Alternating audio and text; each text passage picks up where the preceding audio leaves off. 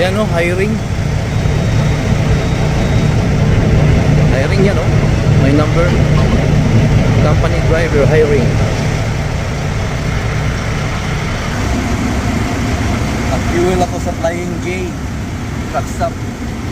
Naka 102 tayo gallons. And that's $424. Yeah, itong truck na ito guys, kumakain to ng 100 gallons a day. Kasi tumatakbo ako ng 500 miles a day. Bakit may kotse dyan? Hindi ko makalabas. Silip muna tayo sa loob. Ayan, welcome drivers. Tingnan natin kung ano makain dyan sa loob. Dito tayo sa Flying J.